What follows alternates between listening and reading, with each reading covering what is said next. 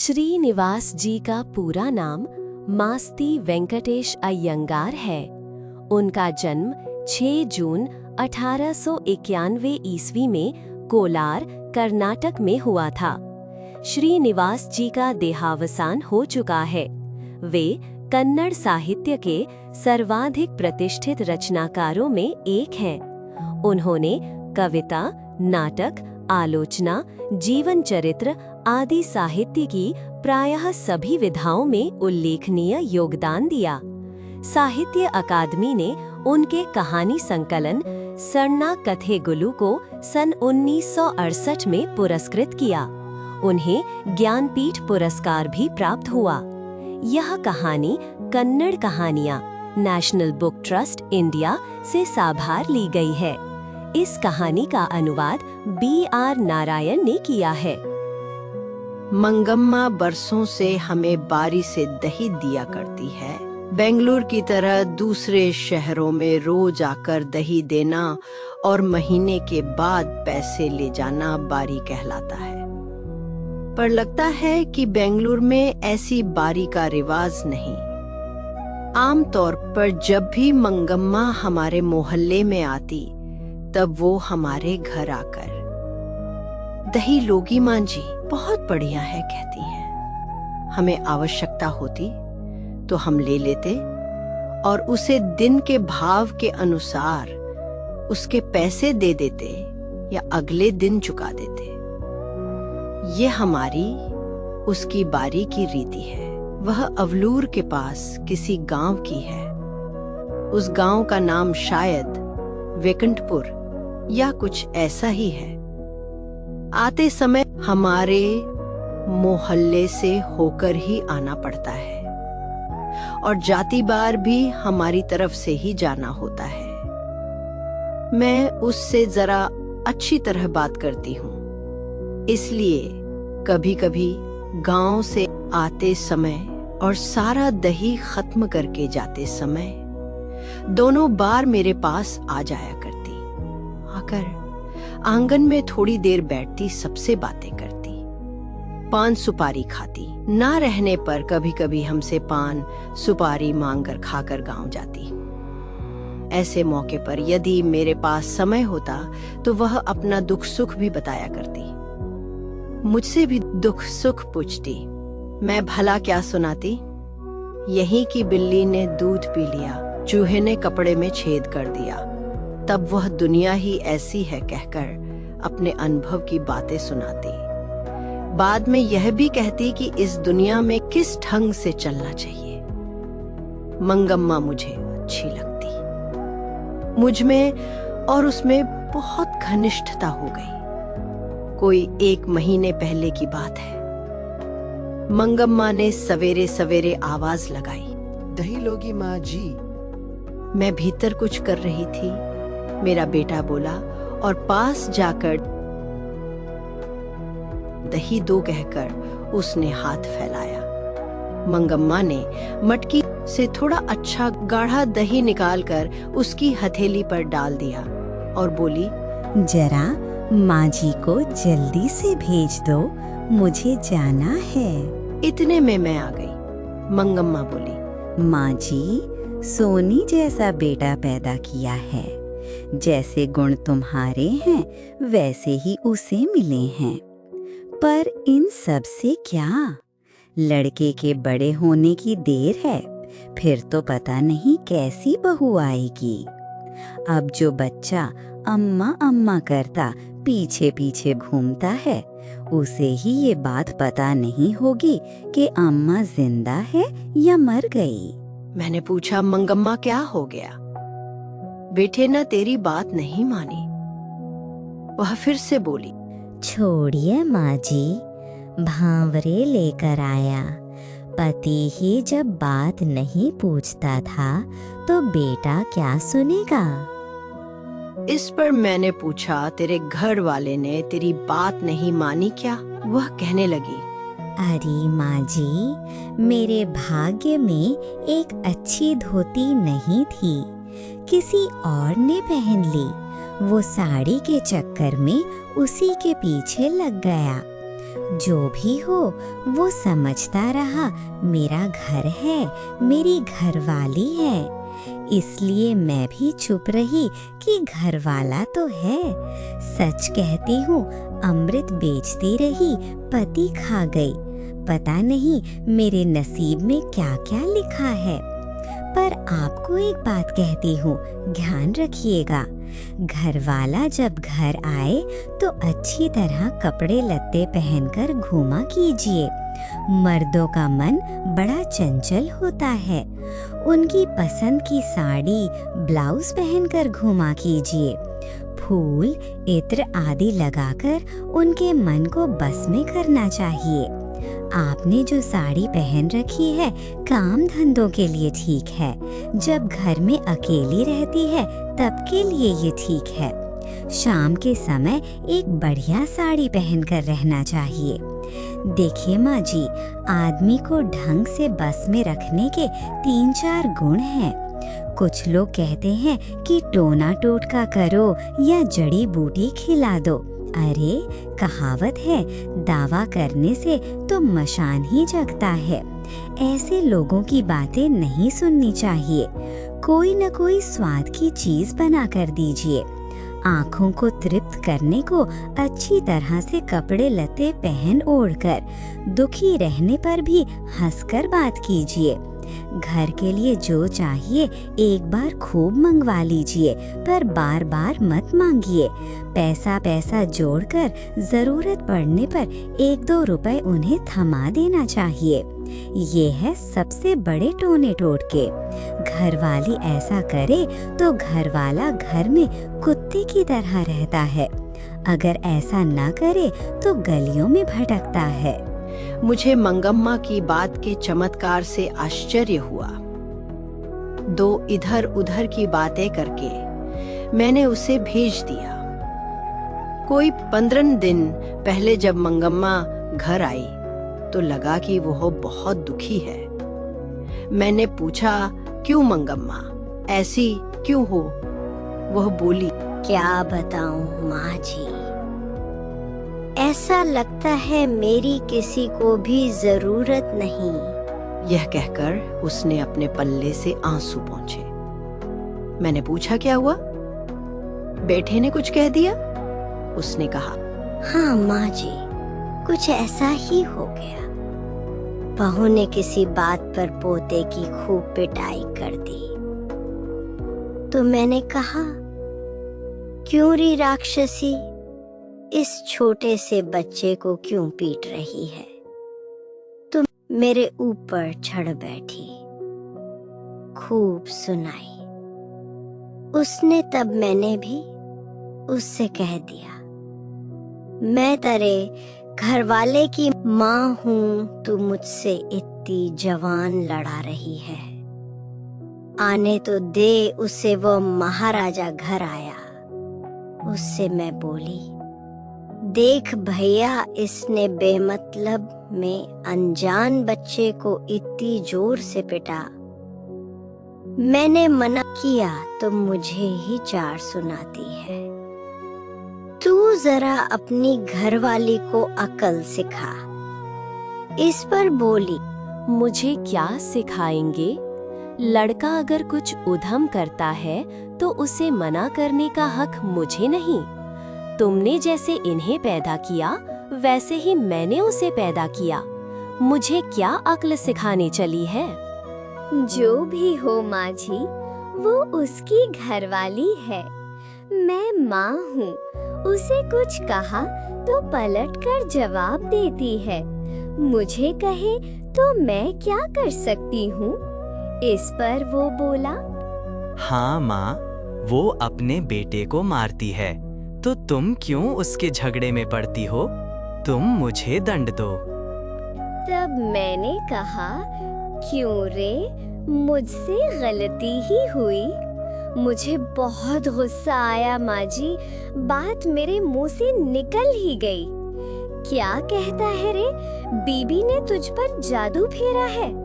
वो बच्चे को पीटे तो भी ठीक है और मुझे गाली दे तो भी ठीक, बहुत अच्छे। कल वो कह दे माँ को निकाल तो तू निकाल बाहर करेगा। इस पर वो बोला, और क्या किया जा सकता है माँ? अगर तुम ये कहो कि घरवाली रहेगी तो मैं नहीं रहती, और मैं रहूंगी तो घरवाली नहीं रह सकती, तो उस बेचारी को सहारा कौन दे? मैंने पूछा, मुझ बेसहारा का क्या बनेगा?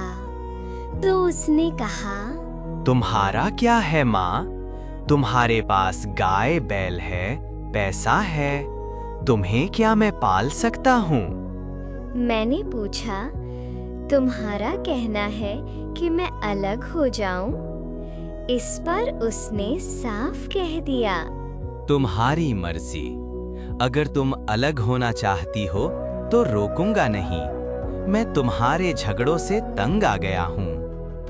इस पर मैंने कहा, अच्छी बात है बेटा, आज दोपहर से मैं अलग हो जाती हूँ, तुम अपनी घरवाली के साथ सुख से रहो। फिर दही लेकर चली आई माँ जी। मैंने दही लेकर उसे पैसे दिए और कहा, जाने दो मंगम्मा, घर जाओ, ठीक से रहो, सब अपने आप ठीक हो जाएगा। अगले दिन मंगम्मा आई तो पिछले दिन जैसी दुखी नहीं दिख रही थी, लेकिन मन पहले की तरह हल्का नहीं था। मैंने पूछा, झगड़ा निपट गया कि नहीं? इस पर उसने जवाब दिया, वो निपटने देगी क्या?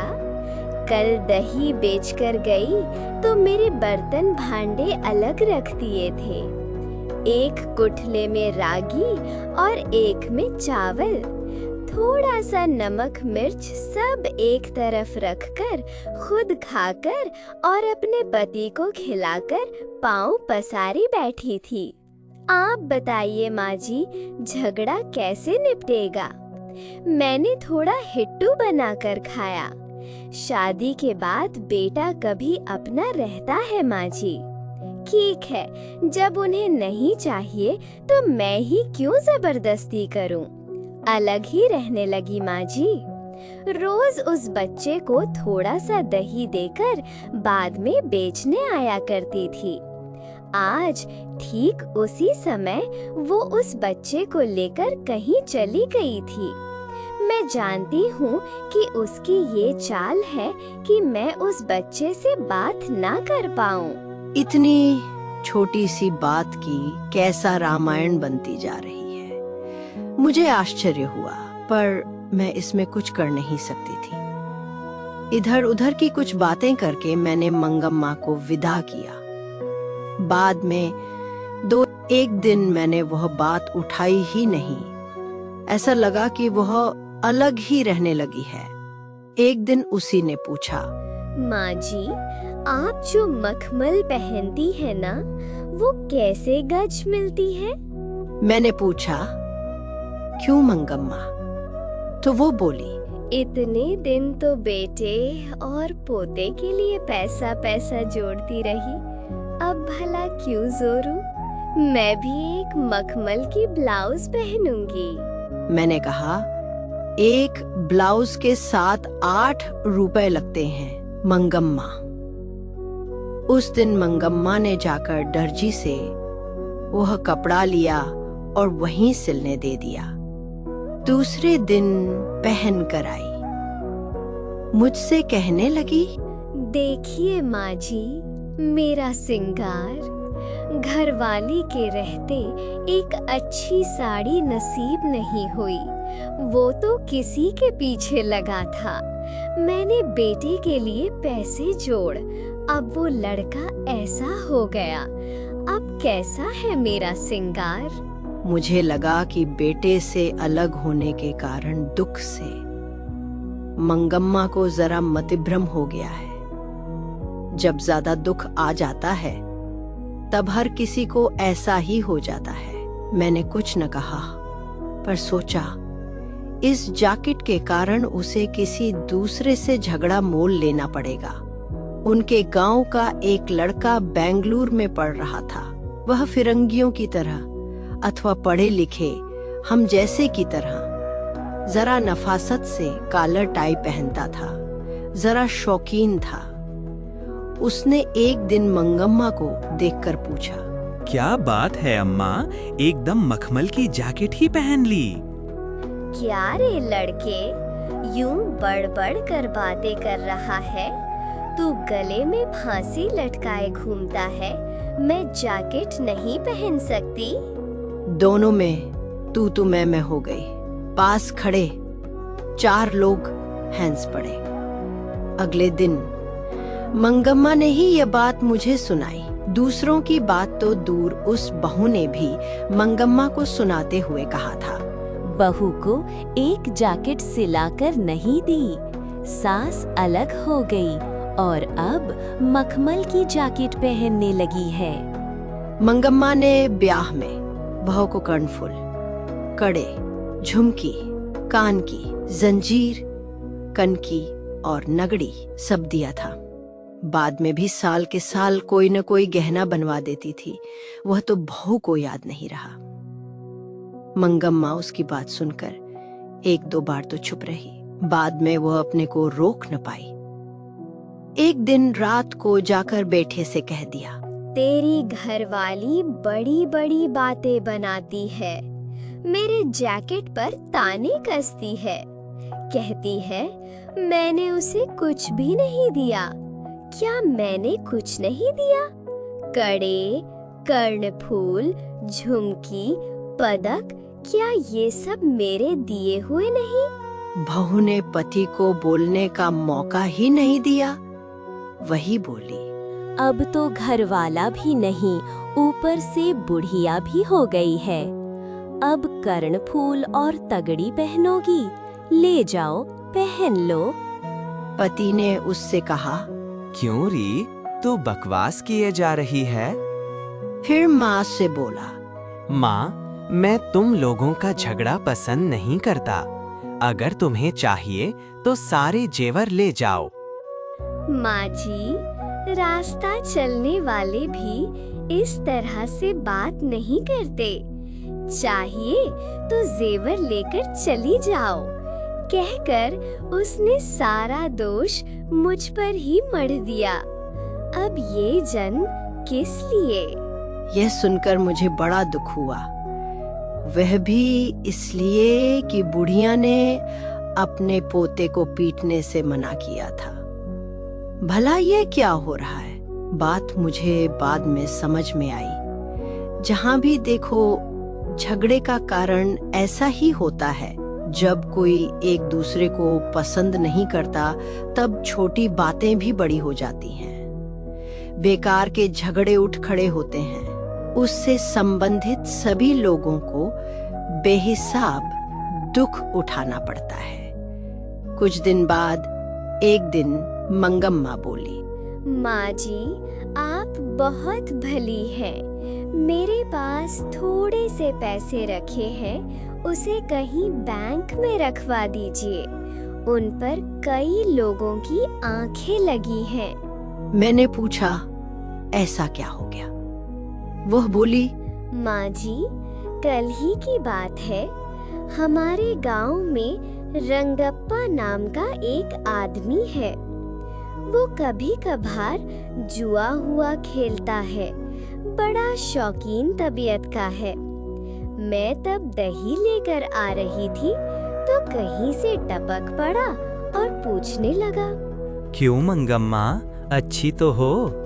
मैंने कहा, क्या अच्छा क्या बुरा, जो है तुम्हें पता नहीं। हाँ भाई, तुम्हारा कहना ठीक है। आज के जमाने में भला कौन सुखी है? आजकल के लड़कों की जबान का क्या ठिकाना।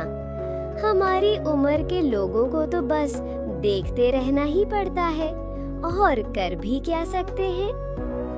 वो वैसे ही साथ चला आया। रास्ते में अमराई का कुआं है। वहाँ से गुजरते समय मुझे डर सा लगा। मैं सोचने लगी, पता नहीं ये क्या कर डाले। आंटी में काफी पैसे थे, कहीं इसी के लिए तो पीछे पीछे नहीं आया। वही बोला, जरा चूना दोगी? मैंने दे दिया। वो लेके चला गया। आज भी आते समय वही आकर मिला। माँ जी इधर उधर की बातें करता करता बीच में बोला, मंगम्मा, मैं जरा तकलीफ में हूँ, थोड़ा सा कर्ज दोगी? इस बार रागी बेचते ही लौटा दूंगा। मैं बोली, अरे भैया मेरे पास पैसे कहाँ? तब वो कहने लगा, जाने दो मंगम्मा, क्या हमें पता नहीं? पैसे को यहाँ वहाँ गाड़ कर रखने से भला क्या मिलता है? फिर थोड़ी देर बाद वही बोला, तुम्हारा बेटा तुम्हारे साथ रहता तो मैं तुमसे कर्ज नहीं मांगता। मैं जानता हूँ तुम अपनी बहू के लिए कोई ना कोई चीज बस्त बनवाती रहती थी, अब वो बात तो नहीं रही। देखिए माँ जी, औरत अगर अकेली हो जाती है तो लोगों की आंखें उसकी तरफ लग जाती हैं। मैंने मंगम्मा से कहा, मैं अपने घरवाले से पूछकर बताऊंगी। मैंने उनसे इस बारे में कोई बात नहीं की। दूसरे दिन मंगम्मा ने दही देने के बाद एंटी से एक थैली निकाली और कहने लगी, माँ जी जरा भीतर चलो, गिन लो। मैं बोली, मैंने अभी उनसे पूछा नहीं, अभी रखे रहो, फिर ले आना। मंगम्मा कहने लगी, मुझे बहुत डर लगता है माँ जी, आज भी रंगप्पा आया था अमराई के पास तक। कहने लगा, जरा बैठो मंगम्मा, ऐसी जल्दी क्या है? मेरे पास ये पैसे भी थे। मेरा दिल जोर से धड़कने लगा।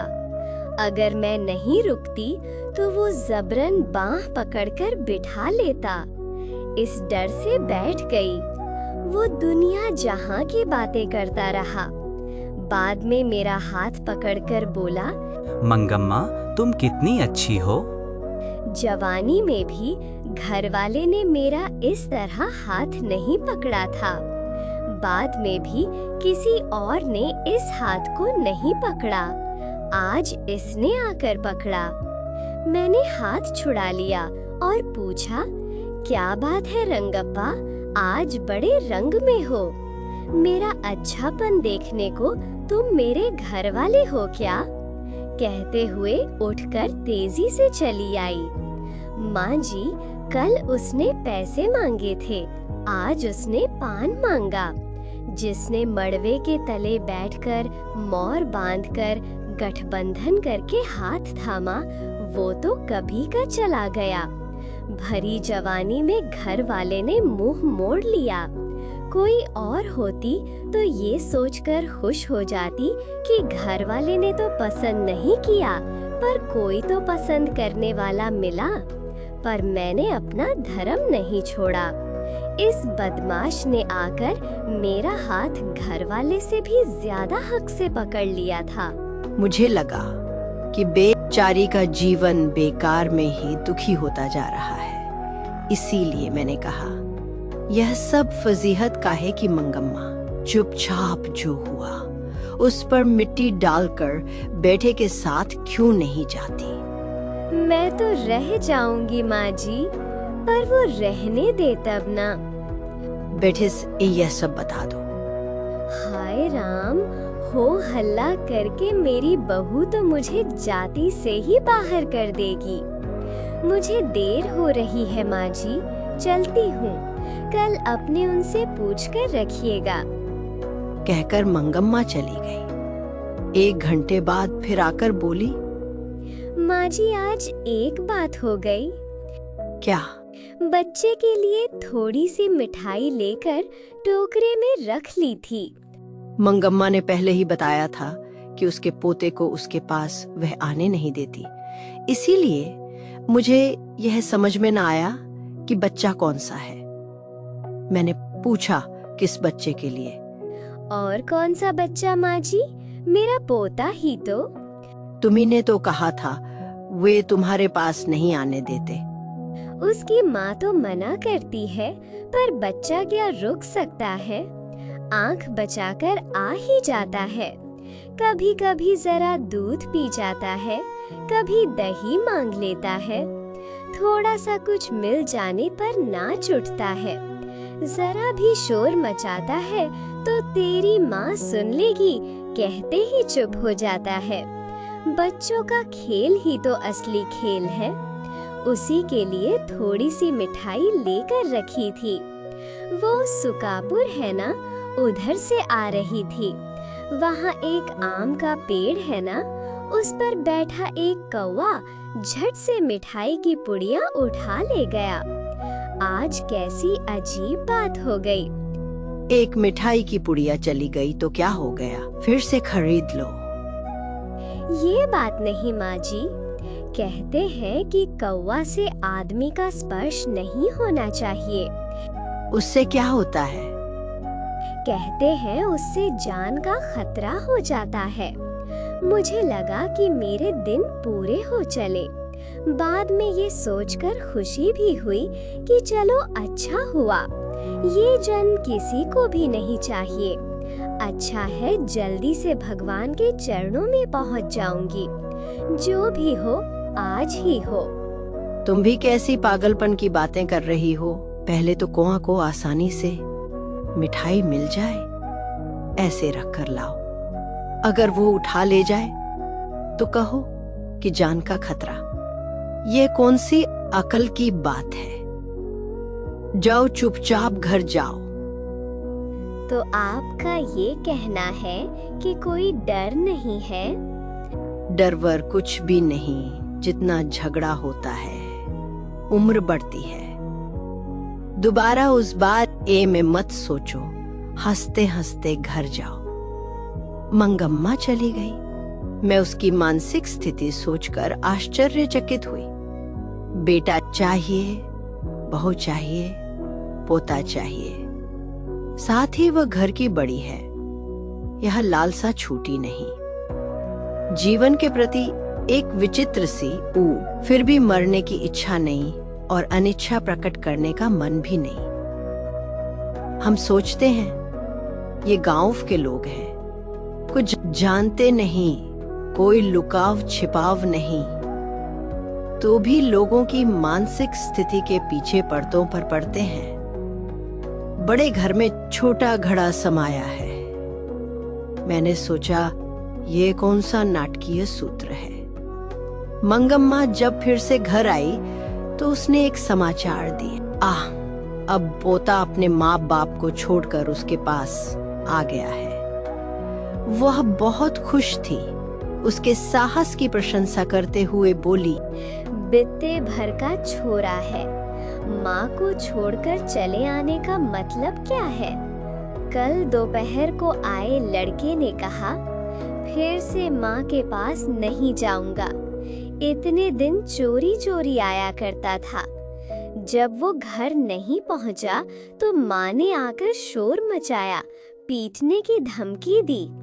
मैं नहीं जाऊंगा कहकर वो मेरी टांग पकड़कर खड़ा हो गया और कोई चारा न देखकर मैंने कहा, जा बेटा। उसके बाप ने भी आकर बुलाया, पर मैं नहीं जाऊंगा कहकर वो मेरे पास ही रह गया। माँ जी 10 दिन से अकेले घर में सोती थी। जरा डर भी लगता था। जो भी हो, मर्द का बच्चा है। देखो भगवान ने उसको कैसी अकल दी। जवान बेटे ने मुंह मोड़ लिया। ये बित्ते भर का पोता, मैं तो हूँ, तुम चिंता मत करो कहकर आ ही गया। बहू ने तो सारी रात महाभारत मचाया। लाख जोर लगाने पर भी वो नहीं गया। सुबह यहाँ आते समय तू अकेला कैसे रहेगा कहकर उसे उसकी माँ के दरवाजे पर ले जाकर छोड़ा। जब वो भीतर चला गया तब मैं यहाँ आई। अब अगर वो बच्चे को पीटे तो क्या करोगी? अरे माँ जी, क्या उसे इस बात की खुशी नहीं होगी कि बेटा एक बार तो घर आया है? पास रहे तो मारने को मन करता है। देखो माँ जी, जब हम इकट्ठे थे तब मुझे कभी ये नहीं लगा कि मेरी बहू सुंदर है। अब दूर से देखती हूँ तो उसकी भौहें चढ़ी ही रहती हैं, वैसे बड़ी सुंदर दिखाई देती है। इसीलिए तो मेरा बेटा उस पर लट्टू है। वो भी ऐसा ही है। तब ये पता नहीं चलता था कि कब घर आता है और कब खेत पर जाता है। अब मैं घर के दरवाजे पर बैठी ये देखती रहती हूँ, इतनी जल्दी क्यों चला गया, इतनी देर तक क्यों नहीं आया। माँ जी, उसे भी तो ऐसा ही लगता होगा ना। यदि वो पिटेगी तो कल दही बेचने निकलूंगी तो मेरे साथ ही चला आएगा। 9 महीना पेट में रखकर पीर सहकर पैदा किए बच्चे को छोड़ देगी। मुझे ये सोचकर आश्चर्य हुआ कि वह कितनी दूर तक सोचती है। मुझे लगा कि कुछ दिनों में उनका झगड़ा निपट जाएगा और सभी सुखी रहेंगे। हुआ भी ऐसा ही। 2 दिन बाद लड़का माँ के पास गया, पर उसके दूसरे दिन ही दादी के साथ मैं भी बेंगलुरु जाऊंगा कहकर जिद पकड़ ली। बेचारी बुढ़िया के लिए सिर पर दही की मटकी वाला टोकरा और गोद में पोते को लेकर 3 मील चलना असंभव था।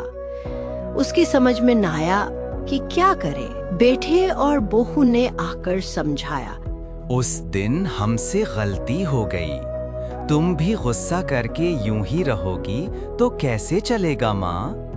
गांव के 4 बड़े बूढ़ों ने भी उसे समझाया। वह भला क्यों अपना बड़प्पन खोती। मंगम्मा अपनी इच्छा से ही फिर खुशी खुशी अपनी बहू के साथ रहने लगी, परंतु पोता तो दादी के पास ही रहने की जिद पकड़े बैठा था। इसलिए एक नया प्रबंध शुरू हुआ। शुरू से ही दूध दही का व्यापार मंगम्मा के हाथ में था। बहू के आने पर भी मंगम्मा ने उसे अपने हाथ में ही रखा। जब कोई बहू बनकर आती है तो घर के खाने पकाने की जिम्मेदारी भी उस पर पड़ती है। वास्तव में तो यह थी कि दही बेचने पर 4 पैसे आया करते थे। अब पोते ने सदा दादी के पास रहने के हट पकड़ थी। बहू बोली, इतनी धूप में इस उम्र में तुम क्यों बाहर जाती हो? भला कितनी दिन ये काम कर सकोगी? घर में ही खाना पीना बनाकर मालकिन की तरह रहो। दही बेचने का काम मैं देख लेती हूँ। ठीक है, कभी कभार मैं चली जाऊंगी। रोज जाने का काम तुम ही करो। कि एक दिन सास बहू दोनों आई। एक की गोद में बच्चा था, दूसरी के सिर पर मटकी वाला टोकरा। यही है माँ जी मेरी बहू। बुढ़िया बेचारी अकेली क्यों रहे, सोचकर इसने फिर से मुझे अपने साथ बुला लिया। साथ ही यह भी कहा कि तुम बेकार में धूप में मत घूमो। मैंने भी मान लिया है, आज से यही दही बेचने आएंगी। यह बताकर मंगम्मा ने भाऊ को हमें दिखा दिया। मैंने सास और भाऊ से बात करके और संयम से काम लेना चाहिए कहकर 2 बातें अक्ल की समझाकर दोनों को पान सुपारी देकर भेज दिया। आजकल वह बहू ही दही लाया करती है। सास के बारे में इतना सब सुना, अब बहू क्या कहती है यह जानने की उत्सुकता मुझे हुई। इसलिए एक दिन मैंने कहा, अरे नंजम्मा, तू तो बड़ी समझदार है, पर क्या सास को निकाल देना ठीक है? सास को निकाल देने को मैं क्या राक्षसी हूँ माँ जी? सास हो जाने का मतलब सब बात उनकी ही रहनी चाहिए क्या? अपने बेटे को मर्द भी ना माने तो वो नामर्द नहीं हो जाएगा। ये मेरा घर वाला है, मैं उसकी पत्नी हूँ, भला मैं घर कैसे चलाऊं? ये ठीक है कि उन्होंने जन्म दिया, पाला पोसा, चाहे तो वे ही अपने बेटे पर अपना हक रखें, मैं चुप रहूंगी। पर मैं अपने बेटे को भी मार नहीं सकती, तो मैं कहाँ की बहू रही? बेटा तुम्हारा है, ये जताने को पीटना जरूरी है क्या? मारना प्यार करना तो चलता है, पर जब मारने पर पूछती कि क्यों मारती है, तब प्यार करने पर क्यों नहीं पूछती? इसलिए इन सब से कौन माथा बच्ची करे? मेरा बेटा मेरा है, मेरा पति मेरा होना चाहिए। बहू होकर मैं अगर एक बात ना कह सकूं, एक थप्पड़ ना लगा सकूं, तो मेरा घर चलाना किस काम का? मुझसे मंगम्मा ने जब अपनी बात सुनाई थी, तब लगा था कि उसकी बात सही थी। अब इसने अपनी बात कही तो लगा इसकी बात भी सही है। मैंने पूछा, तो अब तुम्हें घर में कुछ छूट मिली? अब पहले से जरा ठीक है, जो भी हो जरा संभल कर चलना ही पड़ता है। अगर झगड़ा करूं तो मेरी सास पता नहीं किसे सारे पैसे दे डाले। हमारे गांव में रंगप्पा नाम का एक आदमी है। जब मेरी सास अलग थी तब उसने मेरी सास से कर्ज मांगा। वो देने को तैयार हो गई थी। ये रंगप्पा से ही पता चला था। तब मैंने बच्चों को सिखाया, तू अपनी दादी के पास चला जा, वो मिठाई देती है, हमारे घर कदम मत रखना। झगड़ा किसी तरह निपटाने को मैंने ये सब किया माँ जी। तो पोता दादी के पास अपने आप नहीं गया, बच्चा भी गया, मैंने भेज भी दिया माँ जी। ये सब बताने की बातें थोड़े ही हैं। आदमी लोग ये सब कहाँ समझते हैं। मुझे ऐसा लगा कि मंगम्मा भी अकल से कुछ कम नहीं। उस घर में अब सास और बहू में स्वतंत्रता की होड़ लगी है। उसमें माँ बेटे और पति पत्नी है। माँ बेटे पर से अपना हक नहीं छोड़ना चाहती, बहू पति पर अधिकार जमाना चाहती है। यह सारे संसार का ही किस्सा है। इसकी हार जीत क्या होगी ये कहा नहीं जा सकता।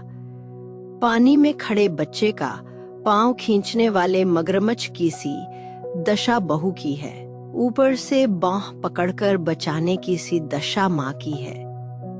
बीच में बच्चे की चेष्टा करने वाले को कष्ट होता है। गांव में ये बात दही बेचने वाली मंगम्मा के घर में है, तो शहर में दही लेने वाली मंगम्मा के घर में भी है। ये नाटक चलता ही रहता है। इस नाटक का कोई अंत नहीं है।